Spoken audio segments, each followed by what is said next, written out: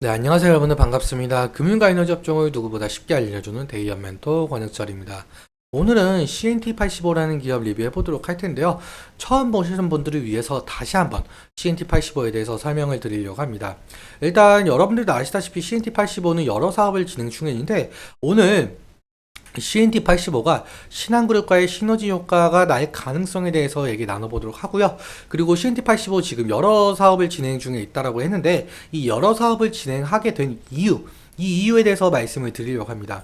그리고 사실상 CNT85 상장 폐지 요건에 해당이 되었다가 겨우겨우 살아나서 4년 만에 거래가 재개가 되었는데 그래서 매물대가 많을 가능성이 있거든요. 그래서 차트적인 부분, 이 부분도 함께 설명을 드려보려고 합니다. 같이 한번 확인해 보면서 천천히 얘기 나눠보도록 하겠는데요. 먼저 시작하기 전에 저희 데이업에서 오시면은 모든 종목들을 커버해드리고 있으니까 찾아와 주시면 정말 감사하겠고 제 영상도 끝까지 지켜봐 주시면서 댓글로 궁금하신 것들 남겨주시면은 다음 영상에서 말씀을 드리도록 하겠습니다. 그러면 CNT85 바로 보도록 할게요. 일단 CNT85의 사업 부분을 좀 살펴보자면 크게 세 가지로 나뉠 수가 있겠죠. 일단 플랜트와 필터 프레스 사업 부분, 그리고 건축 부분으로 좀 나뉠 수가 있겠는데요. 매출 부분도 함께 살펴보자면 플랜트 사업 부분 비중이 약 82% 정도 차지하고 있고요. 그리고 필터 프레스는 약 17% 차지하고 있고 건축은 약 1%도 안 되는 비중을 좀 차지하고 있는 기업이죠. 일단 각 사업 부분마다 어떤 사업을 진행을 하고 있는지도 함께 살펴보도록 하겠는데요. 먼저 매출 비중이 큰 이 플랜트 사업 부분부터 함께 살펴보도록 할게요. 일단 반도체, 2차 전지, 그리고 석유화학, 물류 등 특수 공정 설비에 대한 토탈 서비스를 제공하고 있는 이 플랜트 사업, 그리고 폐기물을 소각하면서 나오는 스팀을 이용해 전기를 생산하고 있는 소각 및 발전 사업, 수처리, 대기 오염 방지 시설 등 환경 오염 방지 사업, 심지어 항공기 및 자동차 생산 공정 중 가장 핵심 설비라고 할 수 있는 이 도장, 표면 처리를 설비를 하고 있는 사업, 그리고 필터 프레스 사업 부분을 좀 함께 살펴보자면 제품 설명에도 나와 있듯이 산업용 오폐수 처리 기기 등 여과기를 만드는 사업이죠. 그래서 CNT85는 상당히 많은 사업을 진행을 하고 있는데요.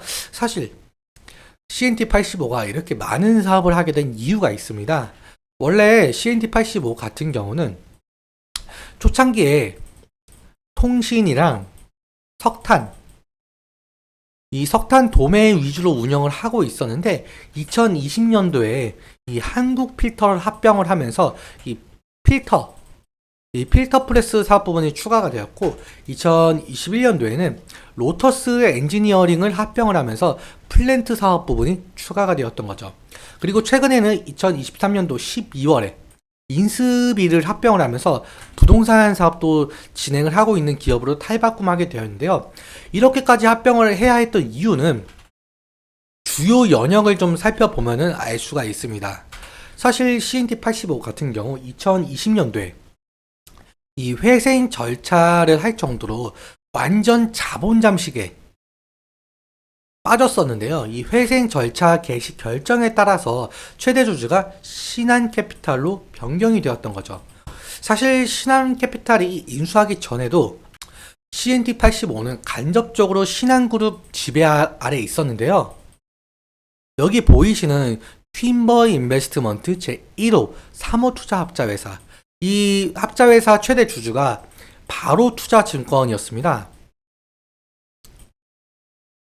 2020년 2월에 이 바로 투자증권이 카카오페이에 인수가 됐지만 19년도 이 당시에는 신한캐피탈의 자회사였죠.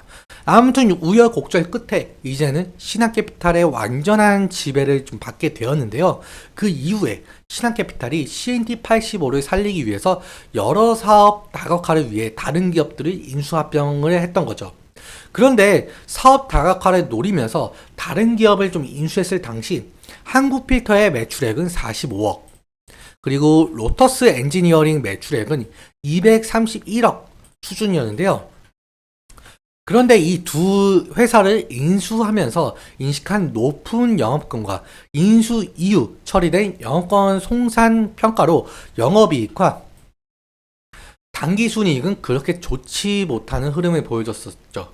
그래서 회사가 정상 궤도까지 올라오고 다시 거래 재개되는 데까지 상당한 시간이 걸렸었는데요.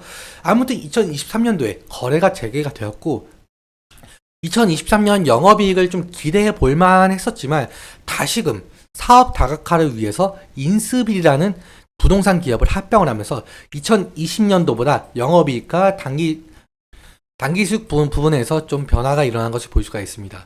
영업이익은 인스빌을 합병하면서 나온 영업권 손상평가인데요. 그런데 단기 순이익 부분은 인스빌에 대한 어느 정도 좋게 나온 부분이 있습니다. 그래서 앞으로 CNT85가 나아가기 위해서는 이제는 CNT85는 합병을 통한 사업 다각화보다는 내실 다지기가 주가 상승에 상당히 도움될 가능성이 높겠는데요. 여기서부터 상당히 중요한 투자 포인트입니다. 집중해서 들어주시면 정말 감사할 것 같고, 앞으로 신한그룹과의 시너지 효과를 낼 수 있는 사업 부분이 있는데요.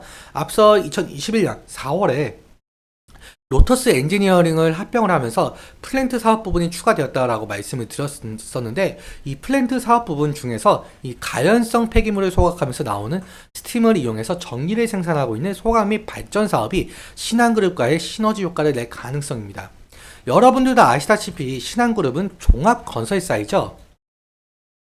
사실 건설이라는 것은 산업 폐기물이 많이 나올 수밖에 없는 구조라는 건 다들 아실 텐데요. 여기서 신한그룹에서 나온 산업 폐기물을 CNT85의 소각 및 발전 사업에 이용을 하는 거죠. 즉 시너지 효과로 무에서 유를 창조해낼 가능성이 있습니다. 폐기물 자체가 원료이자 연료가 되는 만큼 원료 비용이 들지 않아서 매출의 대부분이 영업이익으로 남아 결국 스팀 매출이 높아질수록 실적이 개선되는 구조가 될 가능성이 있을 수 있습니다. 그런데 여러분들도 아시다시피 현재 부동산은 PF 문제로 상당히 업황이 안 좋은데요. 하지만 부동산이라는 것은 상당히 많은 전방산업과 엮여있는 만큼 정부에서 부동산을 살리기 위해서 노력을 하게 되겠죠. 실제로 부동산 PF를 정상화시키기 위해서 대책을 세우고 있는 만큼 앞으로 부동산 관련 사업 실적도 늘어나고 있는지 체크해봐야 되는 부분인 것 같습니다. 그럼 차트를 한번 살펴보도록 할게요.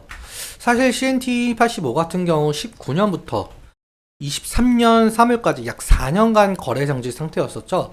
그리고 거래 재개가 되고 나서 상당수 주주분들은 좀 긴 시간을 힘든 시기를 겪으면서 다시 상장 폐지 공시가 뜨는 건 아닐까 하는 마음에 거래 재개가 되고 나서 매도하신 분들이 상당히 많으실 거라고 생각을 하는데, 앞으로 앞서 말씀드린 신한그룹과의 시너지 효과로 매출과 영업이익이 개선되는지 좀 지켜봐야 될 것 같습니다. 일단 지지라인 같은 경우 사실 바닥을 좀 기고 있다라는 표현이 어울릴 정도로 가격적인 측면에 대해서 상당히 많이 하락을 했는데요. 일단 3월 부근에서 지지를 해줬던 부근과 이 전저점 사이가 아닐까 생각을 하고 있습니다. 사실 전저점 부근까지 이탈을 하게 된다면 다시 리스크적인 관리는 필요하겠죠. 그리고 상승 시에는 앞서 말씀드렸다시피 약 4년간 이 거래 정지가 된 상태였었고, 그리고 거래 재개되자마자 큰 폭으로 좀 하락을 했던 부분이 있기 때문에 매물대 측면에서는 윈 매물대가 좀 많을 거라고 생각을 하는데요. 그래서 상승 시 차익 실현 매물이나 원금 보전 매물이 지속적으로 나올 가능성이 상당히 높겠죠. 이 부분은 좀 자세하게 살펴봐야 될 것 같습니다. 오늘은 여기까지 말씀을 드리면서 오늘 내용 여러분들께 도움이 되셨다면 구독과 좋아요 부탁드리고, 말씀드린 부분과 차트적인 부분에 대해서는 제 개인적인 견해가 많이 껴있다 보니까 여러분들의 주관적인 견해와 함께 투자를 하여 현명한 선택하셨으면 좋겠습니다. 오늘도 시청해주셔서 너무 감사하고 지금까지 멘토 권혁철이었습니다. 감사합니다.